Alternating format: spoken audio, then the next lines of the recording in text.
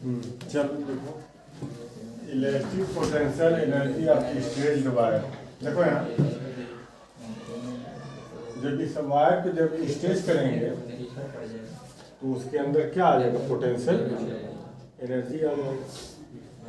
जैसे स्प्रिंग को खींचते हो तो उसके अंदर पोटेंशियल एनर्जी आ जाती है ना। रबर को आप खींचते हैं, पोटेंशियल एनर्जी आ जाती है। किसी कोई वायर जब स्ट्रेच होता है, जैसे डेल्टा एल लेंथ बढ़ जा रही थी लॉन्गिट्यूडिनल स्ट्रेन में, तो उसके अंदर पोटेंशियल एनर्जी आ जाएगी। तो इलास्टिक पोटेंशियल एनर्जी लिखो, when a wire is stretched,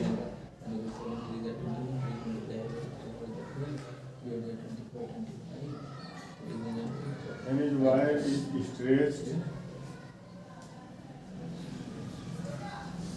when the wire is stretched, the interatomic forces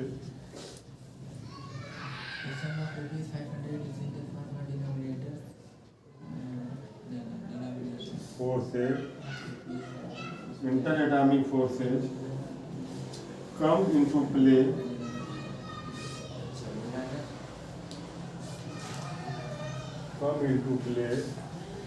interatomic forces come into play which oppose the change.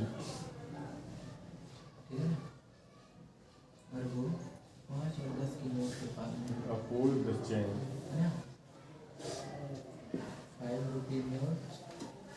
जैसे स्प्रिंग को जब आप खींचते हैं एक रीस्टोरिंग फोर्स लगता है ना, ठीक है। जो वायर को जब आप जो खींचेंगे, वायर थोड़ा सा जो डेल्टा एल जो खींच रहा था तो उसके अपोजिट रीस्टोरिंग फोर्स लगेगा, है ना। रीस्टोरिंग फोर्स लगेगा। इंटर एटॉमिक फोर्स का मतलब ये है कि उसके ये जितने एटम्स हैं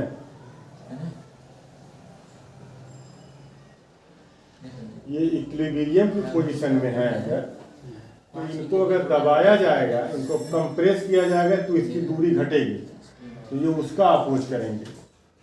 और जब इसको स्ट्रेच किया जाएगा तो दो इसके बीच की दूरी बढ़ेगी तो उसका भी अपोज करेगा, ठीक है। तो इंटर एटॉमिक फोर्स ये जो दूरी है, जो डिस्टेंस है दो एटम दो पार्टिकल के बीच की, ये इतने ही डिस्टेंस पे ये रहना चाहते हैं। ये इनकी मिनिमम एनर्जी स्टेट है ये। अगर इसकी दोनों की दूरी घटाएंगे तो एनर्जी इंक्रीज करेगी, दोनों की दूरी बढ़ाएंगे तो एनर्जी इंक्रीज करेगी। और कोई भी चीज़ अपनी मिनिमम एनर्जी स्टेट में रहना चाहती है तो जितनी दूरी इनके बीच है वो उतने ही बीच की दूरी मेंटेन किए रहना चाहता है। आप जब खींचेंगे तो दूरी बढ़ेगी तो वो उसका अपोज करेगा, कंप्रेस करेंगे तो दूरी घटेगी तो उसका अपोज करेगा। तो come into play which oppose the change, जो उसमें चेंज हो रहा है उसको क्या करेगा, work has to be done. तो देखो यहाँ जब हम इसको खींचेंगे थोड़ा सा जो ये डेल्टा एल जो इंक्रीज कर गया था, ये एल था, डेल्टा एल क्या किया, इंक्रीज किया। ये ओरिजिनल लेंथ एल है, डेल्टा एल बढ़ गया। तो अब ये बताओ वर्क हुआ कि नहीं हुआ। फोर्स लग रहा है, डिस्प्लेसमेंट हुआ तो वर्क होगा। फोर्स लग रहा है ना, ये फोर्स लग रहा है। कौन सा फोर्स, ये डिफॉर्मिंग फोर्स लग रहा है और ये डिस्प्लेसमेंट हो गया। तो work equal to force into, तो ये जो वर्क है यही पोटेंशियल एनर्जी की फॉर्म में स्टोर हो जाएगी इसके अंदर, ठीक। तो work has to done again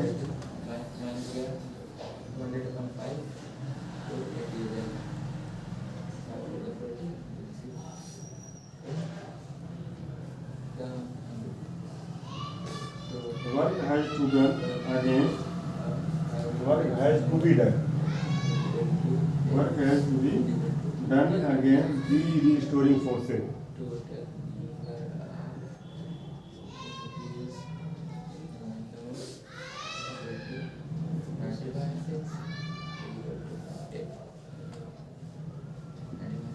खींचेंगे तो रिस्टोरिंग फोर्स ऊपर की तरफ लगेगा और उस रिस्टोरिंग फोर्स के अगेंस्ट आप खींच रहे हैं इसको तो वर्क होगा। बात समझ में? The work done in stretching the wire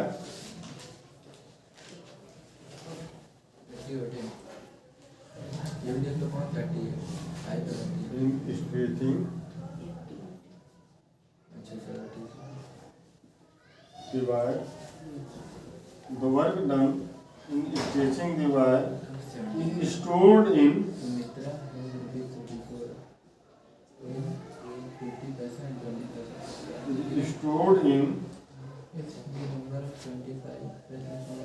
it as its elastic potential energy, as its elastic potential energy.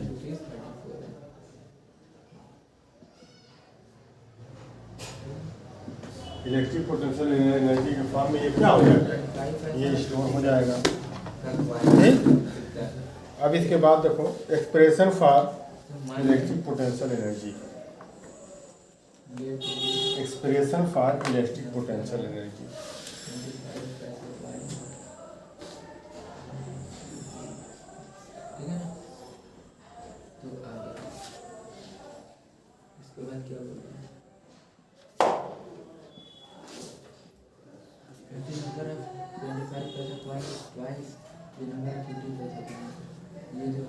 Expression for electric potential energy देखो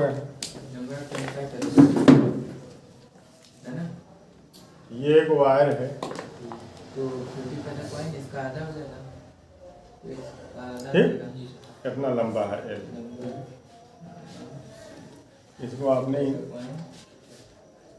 इसको स्ट्रेच किया, डेल्टा एल लंबाई बढ़ गई, तो इसके अंदर कितनी पोटेंशियल एनर्जी आई है आप वर्क निकाल लीजिए, वर्क निकाल लीजिए, तो वही वर्क इकट्ठा हो गई इसमें पोटेंशियल एनर्जी के फॉर्म में, ठीक ना, जो वर्क आपने किया है इस पर वही पोटेंशियल एनर्जी के फॉर्म में इकट्ठा हो जाएगी। तो work is equal to force into displacement, तो आप लिखेंगे वर्क इज इक्वल टू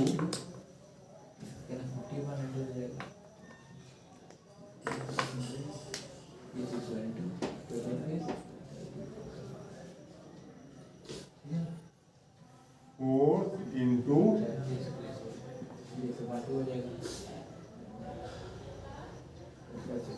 देखो यार, ये आपकी लेंथ एल थी, आपने इस पर क्या लगाया, फोर्स लगाया, फोर्स लगाए, तो जब इस पर आपने फोर्स लगाया तो इसकी लेंथ बढ़ गई कितना,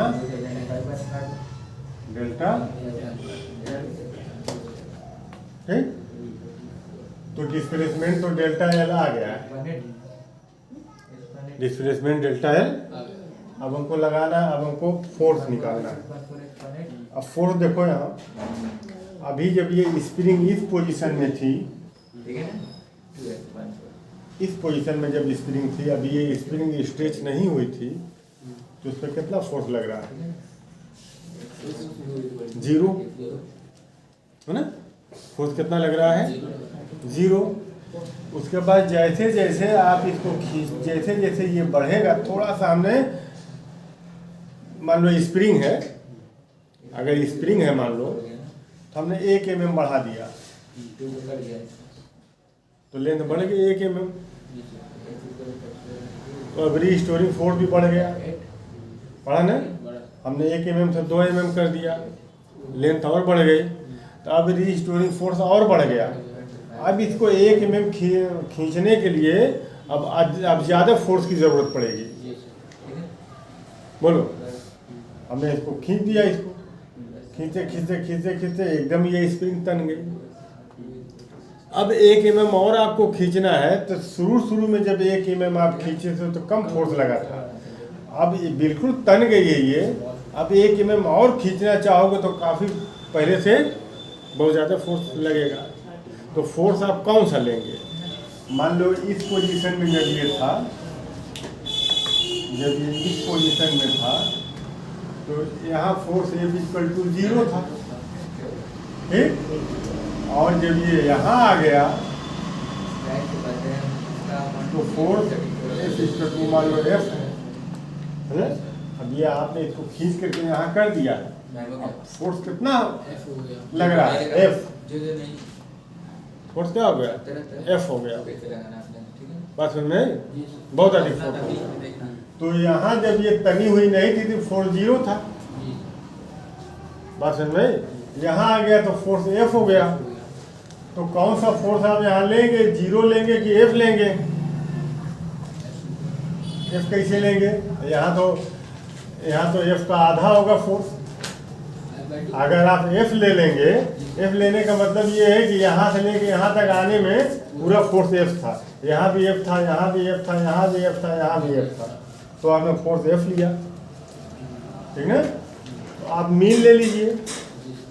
क्या ले लो? मीन ले लो। तो फोर्स 0 प्लस एफ बाई 2, ठीक ना? 0 प्लस एफ बाई, ये फोर्स हो गया, ठीक? तो अब यहाँ आप रख लीजिए work done W equal to F by, force कितना है? F by 2। तो ये फोर्स इंटू, समझ रहे हो ना क्यों एफ बाई 2 है?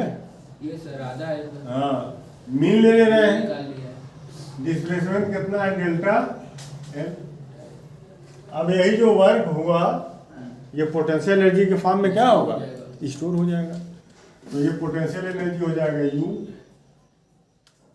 Potential energy U is equal to F by 2 into delta L, F by 2 into delta L, ठीक?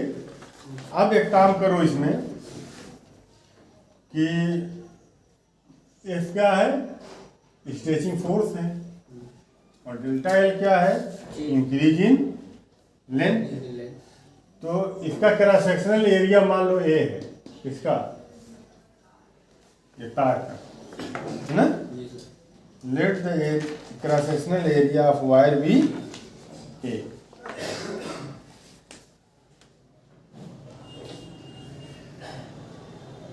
क्रॉस सेक्शनल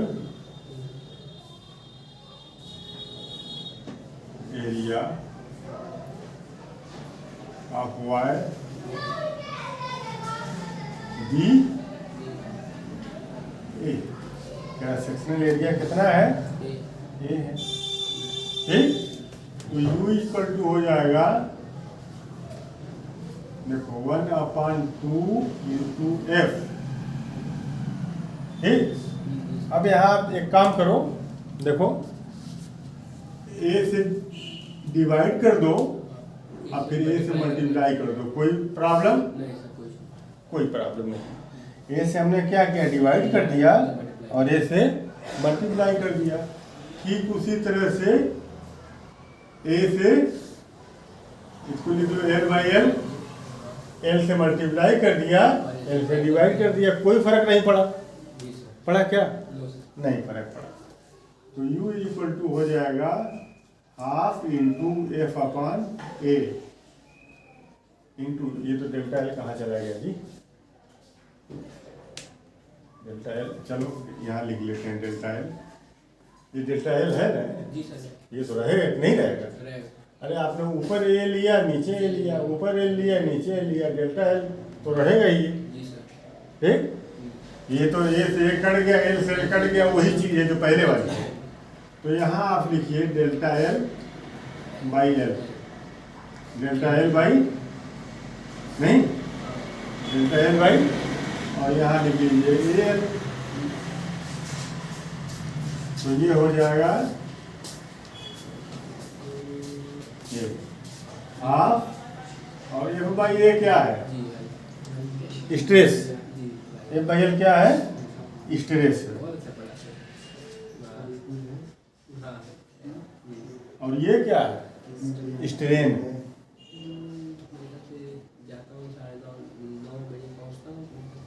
इंटू ए इंटू एल क्या है बताओ?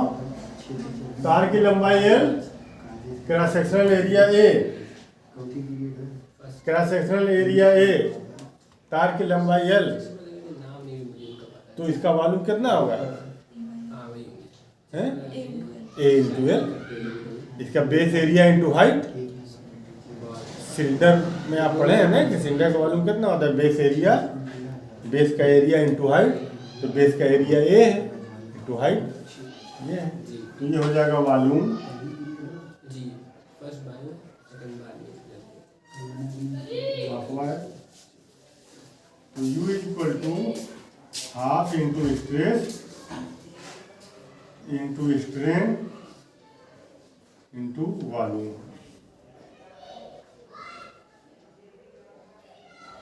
ठीक, ये हो गया पोटेंशियल एनर्जी। ठीक, अब potential energy per unit volume कितना हो?